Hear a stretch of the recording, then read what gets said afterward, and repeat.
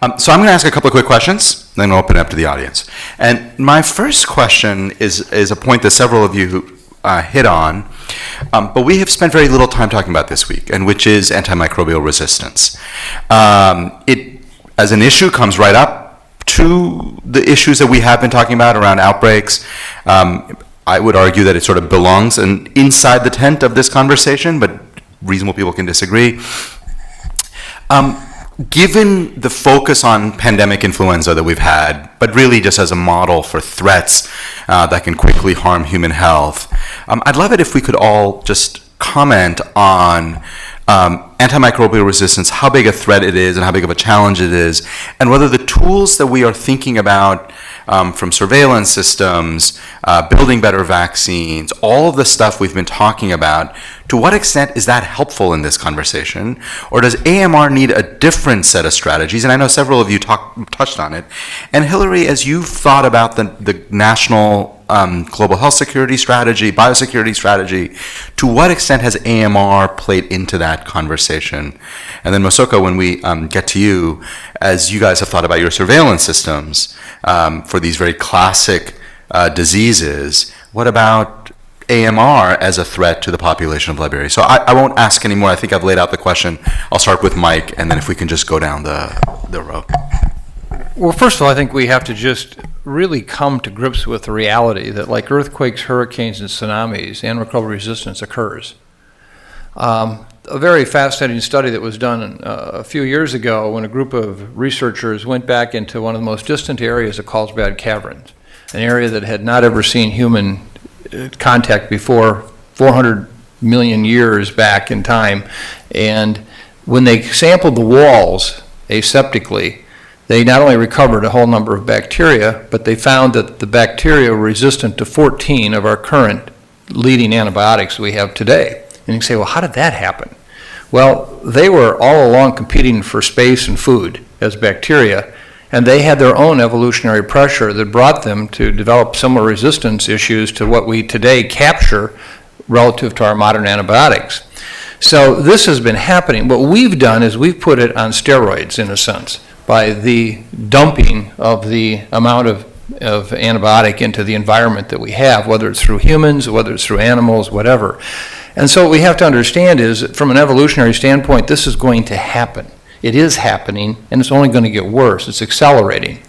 And I think that to the extent that we, for a long time, have predicted severe challenges around antimicrobial resistance, we're now just really beginning to realize in depth the extent to which it's impacting treatment of disease, clinical outcome, how it's being used to cover for poor sanitation, et cetera, which then just accelerates the problem, and the role that the food supply plays.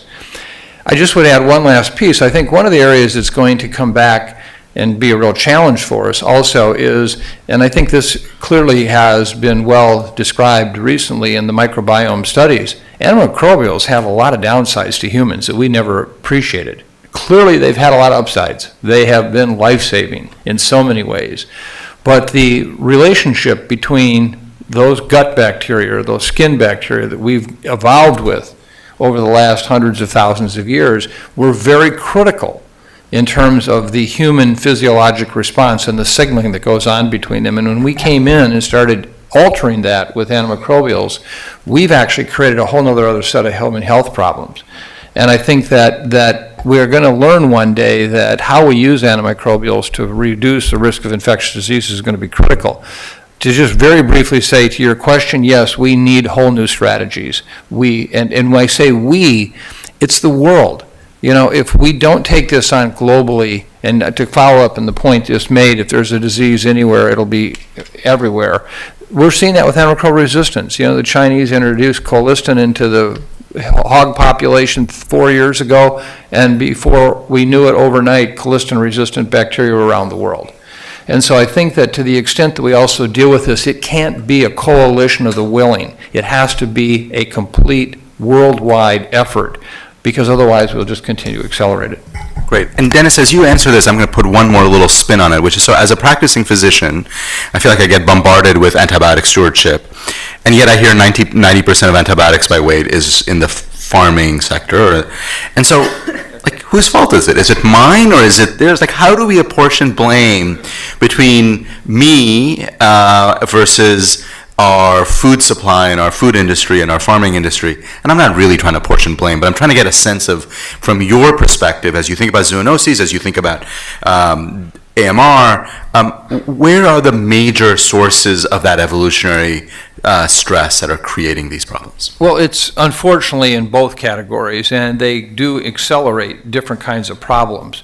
The animal husbandry industry clearly has contributed a substantial amount, and there's been a defensive posture there that has made it very difficult for us to try to deal with that issue, but humans have contributed their own. I would also add, though, that what we don't understand is on the global level, whether it's animals or humans, antibiotics are like candy. They are basically the first, second, and third line of medical care is to go to your local quote-unquote store, because frankly they don't have access to health care. And because of the diseases, particularly of low and middle income countries, this becomes by default what you do. So that has to also be added. Let me just add one last piece, because I was involved with this and some of the people know about this. Just last week we made an announcement. There turns out that there is a very major trade in dogs being sold in pet stores throughout the United States. And as a result of the exchange that goes on between these animal breeders and so forth, we now have bred a strain of Campylobacter that we have no antibiotics for. If you get infected with this thing, good luck. And we have seen numerous infections, particularly in young children, that have been very severe and acute, that we don't have anything to treat it with. And it's now part of the dog breeding industry in the United States. So there's an example where it wasn't even livestock, it was pets, and the concern that we have with it. Ashish, let me first bring the discussion back to 1918, because what's the difference between 1918 and if a similar virus were to emerge in 2018, or this upcoming spring of 2019? And in 1918, what didn't we have? We didn't have antibiotics, we didn't have antivirals, we didn't have vaccines. If we were to have a similar event, for as long as it takes to get the vaccine, we would still have antivirals and antibiotics. And that's significant because when you look retrospectively at 1918, half or so of the deaths were due to the virus, half were secondary bacterial infections. So antivirals and antibiotics will be a very fast frontline response. If we move into a post-antibiotic world, we're moving back to 1918. And so just to tie the circle back, the vulnerabilities are extraordinary. The other about, what's the relative balance of influence at livestock, aquaculture, human, environmental, we don't know. And largely because we've spent a lot of our effort over the last 2 decades really zeroing in on clinical practices, right? Prescriber users. There's a big black hole out there in terms of what's the contributing factors around animal husbandry, aquaculture, and environmental contamination in an environment where, as Mike said, you already have just a natural dynamic of evolution within bacteria. We don't know, and that's one of the really important One Health agendas, which is to bring a much deeper evidence base to understanding what are the relative contributions, because it talks about risk mitigation, and you really need to be smart about that because Mother Nature is doing her own, independent of us, evolution as well. Great. Hillary, how have you guys thought about this in the national strategies? Yeah, so I will add just a few things to the comments my colleagues made, and that is from my perspective, we think of things in terms of policy. How do we put in place policies? How do we mobilize either the U.S. government or the global community towards specific actions? And AMR will certainly continue to be a critically important issue. And so from the vantage point of organizing actions, one of the effective ones has been the Global Health Security Agenda, which you heard Mosaka mention in terms of a group of over 60 countries working together towards specific technical actions as defined in the Joint External Evaluation. And AMR is one of the action packages under GHSA. There is a working group it's a global working group that is very active, and they're trying to identify new solutions and trying to put in place actions to counter this problem. But it certainly will continue to be a critical issue. And I'll just take a moment, since you asked about the global health security strategy, which I didn't have time to mention in my previous remarks. The National Security Council in particular has been tasked with coordinating the development of a global health security strategy. This was in the FY18 omnibus. And so we are working on that. There are specific things that it asks the US government to do, but we're taking a comprehensive approach, similar to what we did with biodefense, to look at how do we define global health security? What does it include? And does it go beyond some of the things that we've traditionally thought of? So that's all I can say at this point, but it's a really great opportunity to think through these issues and specific to global health security. Great. Thank you. With respect to surveillance for antimicrobial resistance, we did a rough analysis of the total number of acute febrile illnesses in Liberia for 1 year. We found out there were about 2.5 million cases of fever. Of the 2.5 million cases, 1 million of those cases were confirmed to be malaria and were treated accordingly. The rest of the 1.5 million were treated with antibiotics presumptuously. So basically, there were no causative agent discovered, but they were giving antibiotics. So that's telling the level of the lack of stewardship for antibiotics in the country. The second challenge is that there is a lack of data. And so because we lack data, it's hard to convince the stakeholders. I think just about a week ago, I sent an email back because I'm trying to commission a research to look at antibiotics or susceptibility among children under 5 with diarrheal diseases. It hasn't even gained traction. We have begun some initial discussion with GLAS in Sweden to begin traction. So basically, this is Liberia, but in many of the African countries, antibiotic stewardship and the treatment presumptuously by doctors. I mean, doctors, like our teaching hospital does not have a microbiology lab for now, but we train doctors. So it's not taken as serious as it should be taken. And so that is a big threat that is going to happen all across Africa. If lastly is the issue of fake drug with lack of active substance that comes into this country and needs to be controlled and regulated. And so we're just starting. We know the threats are there. We know that there is abuse of antibiotics. There is no prescription. Anyone can walk to any drugstore and just pick up antibiotics of your own choice. And so the last one is that we have a test in Liberia that is a water test that tests for typhoid. I think the sensitivity should be around 40% or 30%, but that's what we're using right now in Liberia, and everybody gets typhoid, and everybody is put on IV ciprofloxacin. Until we can deal with the issue of very sensitive diagnostics, we're going to be abusing antibiotics in Liberia and the rest of Africa. Mike, were you going to... Can I just add a point you had asked us, and none of us really addressed it head on, is the tools for dealing with the AMR. Let me just say right now that I think that the future for antimicrobial research and development and bringing products to the market is going to be very challenging. And the reason is, again, the business model. We keep talking about that. Think about the car salesman who has the best damn car that anyone would ever want, but you got to tell the people who buy it they can only drive it from 10 to 11 on Sunday mornings. That's it. Who's going to buy that car? Well, part of the problem is we're trying to get new antimicrobial agents for very serious issues around drug-resistant infections, but we want you to hardly ever use it, okay? And so trying to incorporate that into the business model is a challenge to incite, to get people to want to get into that business. So it's going to happen, but it's going to be challenging. But the second piece of this is I last night laid out categories of vaccines we have. I'm predicting that in the next 5 years we're going to see a new category of vaccines. It's called vaccines for preventing antimicrobial resistance infections, meaning that we're going to actually start targeting diseases for which we don't have any other really good antimicrobial treatment options, or at least they're very limited. And we are going to make these high priorities. Staph aureus is one as an example. The second thing is we're going to see unconventional treatments. I predict that within 5 to 10 years we will see major emphasis on phage treatment for antibiotic-resistant infections, which is going to be a whole new area that, you know, the Russians are way ahead of us on this one and have been working on it for some time. But I think we're also going to see that as a new Do you modality. want to give a one-liner on the phage treatment stuff? Because I think it's really interesting. Phages, I Because I'm think you assuming most know, people don't is know it. viruses that infect bacteria. And we've already had some wonderful clinical successes with very, very serious resistant infections where we can match up a virus and actually you treat the patient with the virus that is very specific to that infectious agent. And the Russians did it for a long time before, you know, we heard about it or got into it.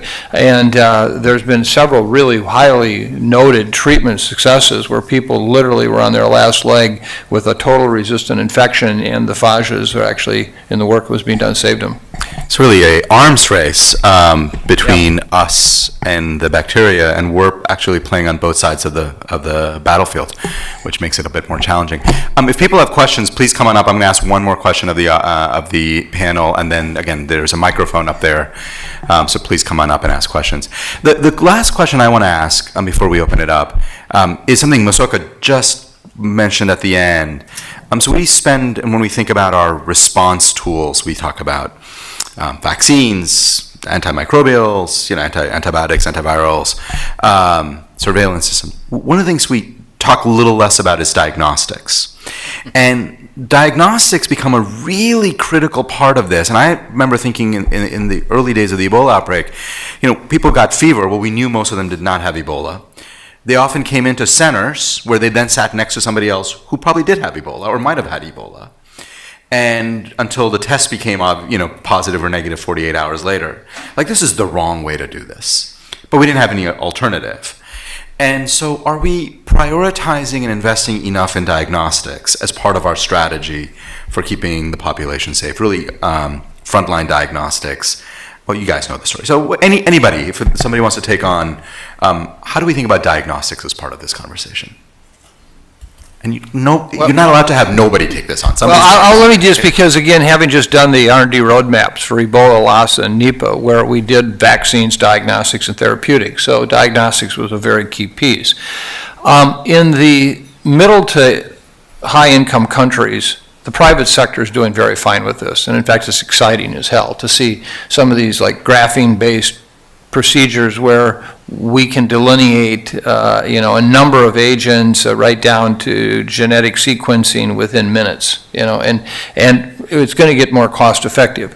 The challenge is bringing highly, I'm going to say usable diagnostics because of the standpoint of whether electricity based or not, et cetera, sensitivity, specificity, ease of use, to the low and middle income countries overall for this. But as you'll see with Ebola, that's happening. I mean, there's been some major advances made in the last several years in just Ebola. So I think actually the diagnostic area, surely the low income countries need assistance and support, but it's actually pretty healthy. And we found that within our work with these diseases that there is a lot of good new technology coming forward. Great. Anybody else want to take this on? Musoka and then Dennis. I want to speak, because we published a paper called Field Blood Draw, anyone can read it. Basically, in the subsequent resurgence, with the deployment of the gene expert diagnostic that could run for 2 hours. Yeah. Basically, if someone got infected or had a fever, we would isolate the person at home, draw blood, take it to the center, determine the results, and get back to the person within 3 hours. And that changed the dynamic of the transmission because then we kept people at home, they trusted us, we could do the test, and it made such a very big difference when the gene expert was introduced. The speed, the turnaround time. Now we face a challenge. The company that making the gene expert has increased the price of the cartridges and reduced the shelf life of the cartridges. So essentially the gene expert was made and deployed, but we can no more use it because of the cost. Yep. Dennis? And I think it's also important to realize that we're in the midst of a technological revolution. And to the extent that we're not necessarily exploiting that for field applications. And I'll give you an example. We've been supporting up on the China-Vietnam border the use of what are called pocket PCRs. They're a little larger than an iPhone. But the big question about a virus coming, H7N9 coming across in the markets into, say, Vietnam. How do you pick that up? The current protocols are you collect samples, you send them back down to Hanoi, they run them through a PCR, they then make a determination and send the information back up, maybe. You're talking about a week. Whatever it is that trafficked across that border has been consumed in Hanoi already. I mean, it's gone.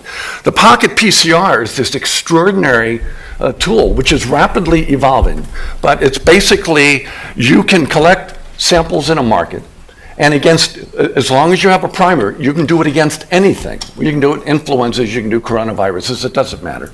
And in 2 hours in that market, you can have a positive or negative. You can know exactly what's there, and you can link it to action. So the Vietnamese government has revised their protocols now. It does not need to go back to Hanoi.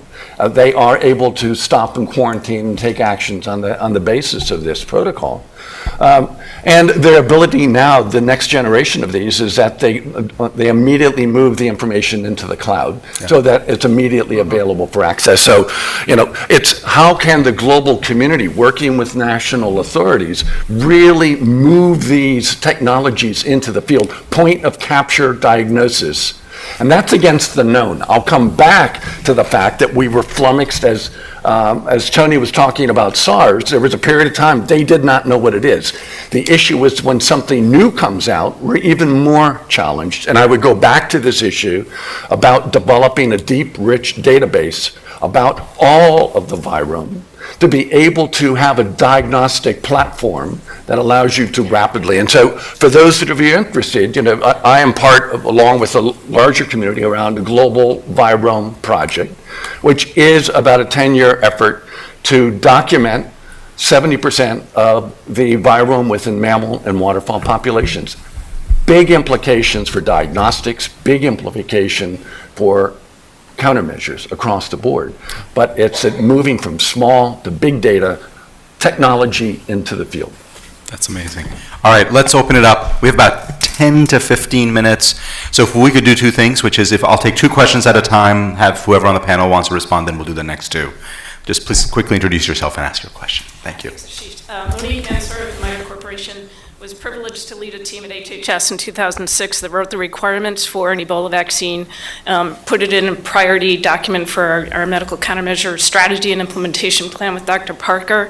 I'm a scientist and a big fan of transformative science, but also realistic expectations. So the deprioritization of one bug, one drug solutions arguably led to the consequence of us not having an Ebola vaccine when we needed one, despite the fact that it was a priority in 2006. So I want to talk about realistic expectations, about transformative science and broad spectrum or solutions. One. Two is the business model. And Hillary, thank you to you and your team for getting the National Biodefense Strategy, long awaited, out. I wonder if you have a sense for where we're starting. You talk about one of the important deliverables from the federal group is the assessment. Do you have any sense walking into this now with the first National Biodefense Strategy? Are we at 5%, 10%, 50%, 90%? How overwhelming, or how do you approach sort of this first assessment of the National Biodefense Strategy? And where are we, after billions of dollars and arguably at least 17 years of effort? Okay. Well, go ahead. Next question. Thank you for both of those. Yeah. Okay. Sure, thank you. My name is Eric Mooring. I'm a doctoral student in the School of Public Health in Infectious Disease Epidemiology. And there's been a lot of talk this week about vaccines, other medical countermeasures. Some talk about contact tracing. But one topic that has rarely, if at all, come up is questions and controversies about general restrictions on movement, on closing borders, either at a subnational scale, like between different districts or counties in a Ebola type situation, or between countries potentially. And we see often in various kinds of public health emergencies, political and other sort of public leaders suggesting that keeping people who might have a disease from traveling is an intervention. And I think in the public health community, there's a fairly strong consensus that for most diseases, that's not a good idea. So my question is sort of twofold. First of all is, how do you communicate in those situations where that's probably not a good idea, why something that there might be some intuition to why people think it's a good idea. How do you communicate that that's not generally the case? And then sort of the second part of the question, are there situations where the potential for other control measures is so low and the risks are so large that movement restrictions actually would make sense, even acknowledging that they have severe economic consequences? Great. So a series of questions across both of those. One bug, one drug, kind of being more realistic about these transformative technologies.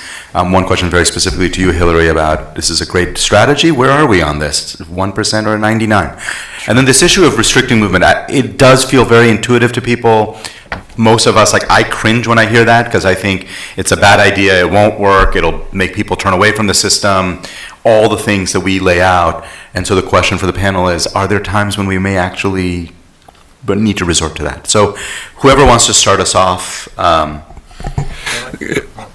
let me start with realistic expectations, because realistic expectations have embedded in it a time frame. And what is it we expect today, and what is it that we're trying to build for tomorrow? And the older I get, the more I realize tomorrow isn't that far away, because yesterday seems just like a moment ago. And part of what we need to be thinking about is where are we going to be in 2028? 2008 is literally not that far in the back. And what are the steps that we need to take? Either we begin to ask a different set of questions and figure out what a different paradigm for problem solving might be, and take those investments. And there's risk embedded in that. Look, when I began my career, I was a researcher at one point, and I was at Cold Spring Harbor at the moment when the Human Genome Project was first being put on the table. And Jim Watson, who was my boss, right, he was the first lead on that. And it was an enormously controversial discussion. Go after the entirety of the human genome, what are you going to get from that? As opposed to focusing on very specific domains within the human genome. There were wild sort of expectations, lots of promises. The world we got is very different after we've sequenced the human genome. We wouldn't have CRISPR-Cas today if it wasn't for the Human Genome Project having been done. Now, I think part of this is that when you try and make sort of a different way of thinking about problems and using data, we live in a data-rich world now. The computing power to analyze data allows us to think fundamentally differently. Emerging viral diseases has not kept up. And the transformative issue is, in that massive data set are new insights, new opportunities. We're not quite sure what they are. So expectations, be realistic, but the world is a far more complex environment than Ebola or Marburg. It is a hugely complex issue. And how do we open up the entirety of that window for filoviruses, flaviviruses, et cetera, and then see what the power of big data allows us to understand. So I don't want, this is not a trade-off between making decisions today at the expense of something today. It's about making new decisions to open up new doors for tomorrow. In some ways, I'm reminded of an old line that Bill Gates it's been attributed to Bill Gates, which is we overestimate what technology can do in the short run and underestimate what it can do in the long run. Hillary, on the biosecurity, where are we on the pathway? What is your sense? Yeah, so I think where we are is we'll know a lot more in 120 days. If you look at the NSPM, it has some very specific tasks, what I'm calling the 120-day sprint, where we have to define roles, responsibilities, milestones, metrics, and end states for the implementation plan. So there's analysis that's associated with defining those specific things, and I think that will give us a really good sense of where we are relative to the goals, the objectives, and the sub-objectives. I also want to highlight that there is a mandate to release a public report in 1 year. So there is transparency built into this process so that in 1 year we'll be able to comprehensively answer that question of where we are relative to the strategy. I think right now if you ask individual departments or agencies, they can tell you for their line of effort, but there has not been a comprehensive assessment across the U.S. government, and that is what we are attempting to do. Anybody want to take on the